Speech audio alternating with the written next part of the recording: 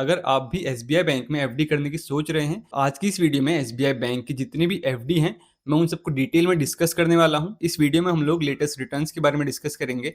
साथ ही साथ में हम लोग ये भी डिस्कस करेंगे कि अलग अलग टेन्योर्स में आपको कितना रिटर्न देखने को मिलता है, सीनियर सिटीजन्स को कितना बेनिफिट मिलता है, और सबसे इंपॉर्टेंट बात, अगर आप मैच्योरिटी से पहले एफडी तोड़ देते हैं तो उस केस में आपको क्या पेनल्टी लगती है, वो भी हम लोग इस वीडियो में डिस्कस करेंगे। तो चलिए बिना किसी देरी के वीडियो स्टार्ट करते हैं। तो सबसे पहले अगर यहाँ पर एसबीआई बैंक की एफडी की कुछ हाइलाइट्स अगर हम लोग देखें तो यहाँ पर आपको इंटरेस्ट रेट जो है वो 3.05% से 7.05% के बीच में देखने को मिल जाता है।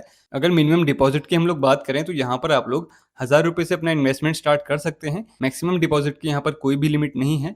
साथ ही साथ में यहाँ पर आपको 12 मंथ्स का लॉक इन पीरियड भी देखने को मिल जाता है। इसके साथ साथ अगर यहाँ पर टेन्योर की बात करें तो ये 7 डेज से 10 ईयर्स के बीच में यहाँ पर है, और सीनियर सिटीजन्स के लिए यहाँ पर 0.5% का एक्स्ट्रा इंटरेस्ट आपको देखने को मिल जाता है। अब अगर बात करें इंटरेस्ट रेट्स की तो यहाँ पर आप लोग जैसे कि देख पा रहे होंगे, अगर आपका टेन्योर 7 डेज से लेके 45 डेज के बीच में है तो आपका एफडी का रेट्स 3.05% रहता है, और वहीं सीनियर सिटीजन्स के लिए ये रेट जो है वो 3.55% है। आप लोग यहाँ पर वीडियो पॉज करके ये सारी डिटेल्स चेक कर सकते हो।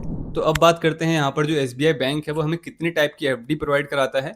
तो सबसे पहले तो यहाँ पर आता है रेगुलर फिक्स डिपॉजिट। ये एक स्टैंडर्ड टर्म डिपॉजिट है एसबीआई के द्वारा। अगर इसके की फीचर्स की बात करें तो यहाँ पर आप लोग मिनिमम 7 डेज तक अपनी एफडी कर सकते हैं। साथ ही साथ में अगर मैक्सिमम टेन्योर की बात करें तो ये 10 ईयर्स तक है। मिनिमम डिपॉजिट अमाउंट भी आपको यहाँ पर 1000 देखने को मिलता है, और साथ ही साथ में कोई भी अपर लिमिट नहीं है, यानी कि मैक्सिमम डिपॉजिट अमाउंट की यहाँ पर अपर लिमिट देखने को नहीं मिलती है। अब अगर इंटरेस्ट पे आउट की बात करें तो मोस्ट ऑफ द टाइम यहाँ पर एक क्वार्टरली पे की जाती है, लेकिन यहाँ पर आपको मंथली, हाफ ईयरली और ईयरली पे आउट के ऑप्शन भी देखने को मिल जाते हैं। अगर नॉमिनी ऐड करने की बात की जाए तो वो यहाँ पर आपको अवेलेबल मिल जाएगा, लेकिन यहाँ पर आपको रेगुलर फिक्स डिपॉजिट में एफडी के अगेंस्ट लोन नहीं मिलेगा। दूसरे नंबर पर यहाँ पर आता है स्पेशल टर्म डिपॉजिट। ये देखा जाए तो रेगुलर फिक्स डिपॉजिट जैसा ही है, लेकिन यहाँ पर आपको जो इंटरेस्ट है वो क्वार्टरली या फिर 6 मंथ्स में नहीं मिलेगा, लेकिन जो इसका कंपाउंडिंग है वो क्वार्टरली होती है, और आपको जो पूरा लमसम अमाउंट है वो मैच्योरिटी पर ही मिलता है। अगर इसके कुछ की फीचर्स की बात की जाए तो इसका जो मिनिमम टेन्योर है वो 6 मंथ्स का है, और मैक्सिमम टेन्योर आपको 10 साल का देखने को मिल जाता है। मिनिमम डिपॉजिट इसमें भी 1000 रुपये से स्टार्टिंग है, और मैक्सिमम डिपॉजिट में इसमें भी कोई लिमिट नहीं है। अगर इंटरेस्ट पे आउट की बात करें तो यहाँ पर आपको मंथली या फिर 6 मंथ्स में कोई भी पे आउट नहीं होगा। आपका जो इंटरेस्ट है वो क्वार्टरली कंपाउंड होगा, और पूरी अमाउंट आपको मैच्योरिटी पर ही मिलेगी। अब यहाँ पर एक अच्छी बात यह है कि यहाँ पर आपको एफडी के अगेंस्ट लोन की फैसिलिटी दी जाती है। साथ ही साथ में यहाँ पर नॉमिनी ऐड करने की फैसिलिटी भी आपको मिल जाएगी। तीसरे नंबर पर आता है यहाँ पर एसबीआई की टैक्स सेविंग एफडी। जैसा कि यहाँ पर नाम से ही पता चल रहा है, ये जो एफडी है ये आपको बहुत सारे टैक्स बेनिफिट्स देती हैं, लेकिन इसके साथ एक कैच ये है कि यहाँ पर आपको जो लॉक इन पीरियड है वो 5 साल का देखने को मिलता है। इसका मतलब ये है कि आप 5 साल तक अपना पैसा नहीं निकाल सकते, आपका पैसा एक तरह से लॉक हो चुका है। की फीचर्स की बात करें तो इसमें भी यहाँ पर मिनिमम डिपॉजिट 1000 रुपये से स्टार्ट हो जाता है। वीडियो पॉज करके आप लोग इसके और फीचर्स भी यहाँ पर देख सकते हैं। तो अगर अगले स्कीम की बात करें तो ये है एसबीआई पेट्रॉन स्कीम। ये बेसिकली सीनियर सिटीजन्स के लिए है, तो जिनकी भी एज 80+ है तो उनके लिए ये स्कीम बनाई गई है। अगर इसके कुछ की फीचर्स की बात करें, इसका जो एलिजिबल एज का क्राइटेरिया है वो 80 ईयर्स अबव है, और इसमें जो मिनिमम डिपॉजिट आपको देखने को मिलता है वो 1000 रुपये से स्टार्ट हो जाता है।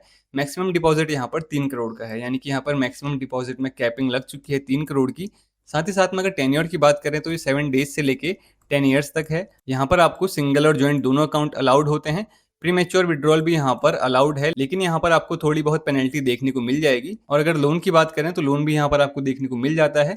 नॉमिनेशन फैसिलिटी भी इसमें अवेलेबल है। अब जो अगली स्कीम है वो उन लोगों के लिए है जो मंथली इनकम रिसीव करना चाहते हैं अपनी एफडी से। तो ये है यहाँ पर एसबीआई की एनवीटी डिपॉजिट स्कीम। अगर इसके टेन्योर की बात करें तो यहाँ पर आपको 36 महीने, 60 महीने, 84 महीने और 120 महीने यानी 120 मंथ्स का भी ऑप्शन देखने को मिल जाता है। अब यहाँ पर जो मिनिमम डिपॉजिट है वो डिपेंड करता है कि आप लोग मंथली कितना इंटरेस्ट रिसीव करना चाहते हैं। साथ ही साथ में यहाँ पर आप देखोगे तो प्रीमेच्योर विड्रॉल भी यहाँ पर आपको अलाउड है, अगर आप 15 लाख तक डिपॉजिट करते हैं तो उस केस में।